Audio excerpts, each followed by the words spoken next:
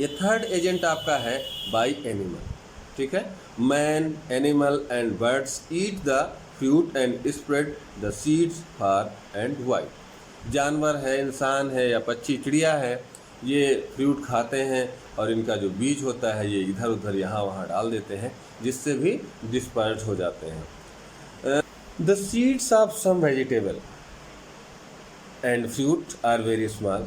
कुछ सब्जियों के बीज बहुत हल्के होते हैं, ठीक है। एनिमल्स ईट सच सीड। एनिमल इस प्रकार के बीज खा लेते हैं, but can not digest them, लेकिन उन्हें डाइजेस्ट नहीं कर पाते। These seeds come out with extract, और वो जब उनको वो सीड वैसे ही बाहर निकल आते हैं। दीज गेट जर्मिनेटेड, और ये बीज जम जाते हैं। On getting the proper condition, एक रियल कंडीशन जो प्रॉपर कंडीशन है, उचित परिस्थितियों में ये बीज जम जाते हैं। सम सीड हैव हार्ड, कुछ बीज ऐसे होते हैं हार्ड हेयर आर हुक्स, उनके जो ऊपर हेयर हैं ये हार्ड होते हैं, हुक तरीके के हो जाते हैं, जैसे देखा होगा सब इधर उधर मुड़े हुए हैं, हुक होते हैं इसमें।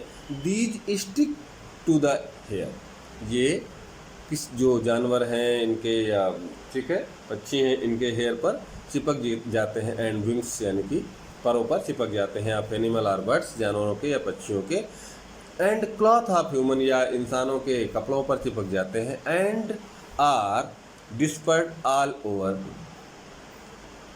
और ये सब कहीं बिखर जाते हैं यानी दूर तक चले जाते हैं। सीड्स ऑफ जैंथिया, गोखुरु and urena are dispersed in this manner. आपने देखा है इस तरह के जो ये बीज हैं, इसमें जो हेयर्स होते हैं ये हुक टाइप के होते हैं। ये पक्षियों के विंग्स में चिपक जाते हैं, एनिमल्स के हेयर में चिपक जाते हैं, और ह्यूमन जो होते हैं इनके क्लोथ यानी कपड़े में चिपक जाते हैं। इस प्रकार से ये सब कहीं डिस्पर्स हो जाते हैं। फिर आते हैं बाय एक्सप्लोजन, ठीक है। Fruit such as peas and lady finger burst when ripe and their seed are spread around. आपने देखा होगा कि जो मटर है या लेडी फिंगर यानी कि आपका जो खाते हैं आप लोग सब्जी भिंडी की, ये जब पक जाती है पूरी तरह से तो ये ब्रस्ट हो जाती है। ये ब्रस्ट हो जाती है पकने पर, और इसका बीज इधर उधर बिखर जाता है, इसके सीड इधर उधर बिखर जाते हैं। व्हेन दीज फ्रूट राइपन, जब इसके बीज पक जाते हैं, their upper covering become hard, इसका जो ऊपर का कवर होता है बहुत हार्ड हो जाता है। एंड स्टिफ, ठीक है। It burst with the increase in pressure, और जब इसके अंदर प्रेशर इंक्रीज होता है तो ये बर्स्ट हो जाते हैं। The seeds are dispersed all around, और सारे बीज चारों तरफ बिखर जाते हैं। The scattering of seeds in such a manner is called explosion. इस तरह के बीजों को बिखरना कहा जाता है क्या? एक्सप्लोजन। ओके। वेजिटेटिव प्रोडक्शन, अब बता रहा है कि वेजिटेटिव प्रोडक्शन कैसे होगा, ठीक है। पहला तो था आपका डिस्पर्सन ऑफ सीड कैसे, अब ये बताता है कि वेजिटेटिव रिप्रोडक्शन कैसे होगा, दोबारा इसे कैसे उगाया जाएगा, ठीक है। The reproduction which takes place from any part of a plant other than seed is called vegetative reproduction. Reproduction which takes place from any part, यानी कि किसी पार्ट को लेकर के, यानी कि पेड़ के या प्लांट के किसी पार्ट को लेकर के दोबारा उसे उगा देने को वेजिटेटिव रिप्रोडक्शन बोलते हैं। Many plant reproduce in this manner, बहुत सारे पौधे इस तरीके से रिप्रोड्यूस किए जाते हैं। सच रिप्रोडक्शन ऑफ, यानी कि such reproduction is of many types, इनका रिप्रोडक्शन बहुत अलग अलग तरीक़ों से होता है। सम सच मेथड्स आर, और कुछ मेथड हैं जो नीचे बताए जा रहे हैं। नंबर 1 आता है स्टेम कटिंग। स्टेम कटिंग समझते हैं? Sugarcane, grapes and rose are some plants which are reproduced by their stem cutting।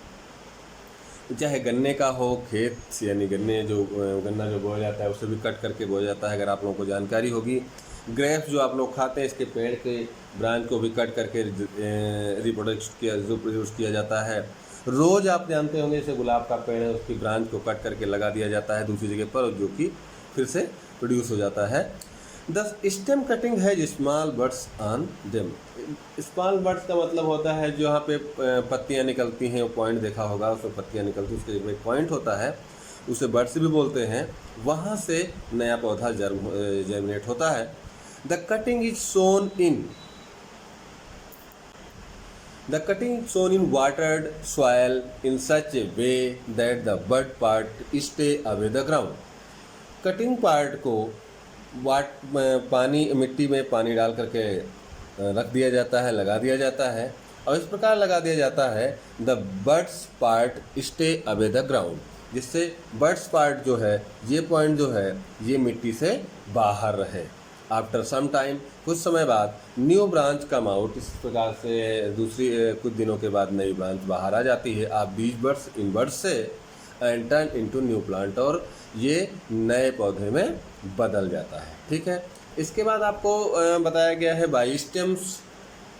Stems आप लोगों को पहले पढ़ चुके हैं, आप लोग क्लास में स्टेम्स अभी बताया जाएगा। The stems of some plant are underground. कुछ ऐसे प्लांट होते हैं जिनकी स्टेम्स अंडरग्राउंड होती है, यानी ज़मीन के अंदर होती है। दीज स्टेम्स हैव बर्ड्स, इसमें भी बर्ड्स होते हैं।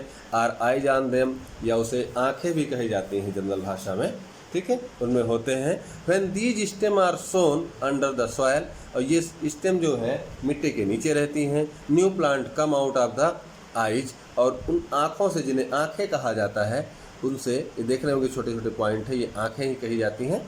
इन आँखों से जब मिट्टी के नीचे से दबा दिया जाता है, कुछ दिन के बाद ये इसमें एक बेबी प्लांट निकल आता है। Potato and ginger are two such plant में, स्पेशली आपको पोटैटो यानी कि आलू को देखा होगा, जिंजर यानी कि अदरक को देखा होगा, इसमें नए प्लांट निकल आते हैं। ठीक है,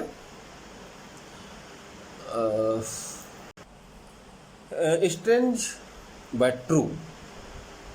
स्ट्रेंज बट ट्रू सही है, लेकिन थोड़ा सा आश्चर्यचकित करने वाला है। वो क्या है, आप लोग यूज करते हैं, आपको पता होगा। The sweet potato which we eat is not a fruit but it is stem. Sweet potato आप लोग खाते हैं, ये फ्रूट नहीं होता, ये स्टेम होता। ठीक है, बाय रूट, अगर रूट को लेकर के चलते हैं तो plant like sweet potato and banana are reproduce by their seed. Sweet potato है या बनाना है, ये रिप्रोड्यूस करता है बाय देयर रूट, अपने जड़ों के द्वारा। The root become swollen by storing food. इसकी जो रूट्स होती हैं वो अपने आप में इस फूड को स्टोर कर लेती हैं, और आप जब चाहें उसे कट करके अलग प्रोड्यूस करा सकते हैं। The new plant is born of this root only, और इनके जो पौधे हैं नए रूट के थ्रू बॉर्न हो जाएंगे। ठीक है, by buds plant like onion and lily are reproduce from their buds, चाहे वो ओनियन का हो या लिली का हो। ठीक है, इसको बर्ड्स के थ्रू रिप्रोड्यूस कराया जाता है। These plants have ball like underground stem called bulb. ये इसके अंदर एक बाल टाइप का होता है जो ज़मीन के नीचे, यानी ज़मीन के नीचे होता है स्टेम, और उसे क्या बल्ब भी कहा जाता है। दीज बल्ब है बर्ड्स, इस बल्ब में बर्ड्स होते हैं। जैसे ये आप देख रहे हैं, तो इसमें एक पॉइंट है, जितने भी पॉइंट है ये बर्ड्स हैं। ये पूरा बाल टाइप का है, ठीक है, लेकिन इसमें जो है बर्ड्स हैं। These bulbs have buds which give rise to new plant. और इस प्रकार के जो ये बर्ड्स आपको दिख रहे हैं ना इसमें प्लांट में, इस प्रकार के जो बर्ड्स होते हैं ये give rise to new plant, नए पौधे को जन्म देते हैं। स्ट्रेंज बट ट्रू, ये भी कुछ अलग है लेकिन सत्य है, इसे भी आप एक बार पढ़ लीजिए। The leaves of plant like Victoria amazonica can grow up to 1.5 5 metre, ये करीब 1.5 मीटर ऊपर, ठीक है, तक उगता है। दीज लीव्स, इसकी पत्तियाँ, आर सो स्ट्रांग, बहुत मजबूत होती हैं, that a child can stand on it, इस पे इतनी मजबूत होती हैं कि इस पे एक बच्चा चढ़ सकता है, खड़ा हो सकता है, ठीक है। आइए, by leaves, the leaves of begonia and bryophyllum are very thick and strong, इनकी जो पत्तियां होती हैं बहुत मोटी होती हैं, ठीक है, स्पॉन्गी होती हैं। On the edge of these leaves, और इन पत्तियों के किनारों पर, जैसे कि आप लोग देख रहे हैं, ठीक है, ये भी बड्स होते हैं, जितने भी ये पॉइंट है इन्हें बड्स बोला जाता है, ठीक है। On the edge of these leaves are buds which give rise to new plant, यही बड्स नए पौधे को जन्म देते हैं, ठीक है। इस तरह से पत्तियों से भी नए पौधों का जन्म होता है, न्यू प्लांट का प्रोडक्शन होता है। बाई स्पोर्स, स्पोर्स का मतलब होता है छिद्र, छोटे छोटे छेद जो होते हैं स्पोर्स बोले जाते हैं।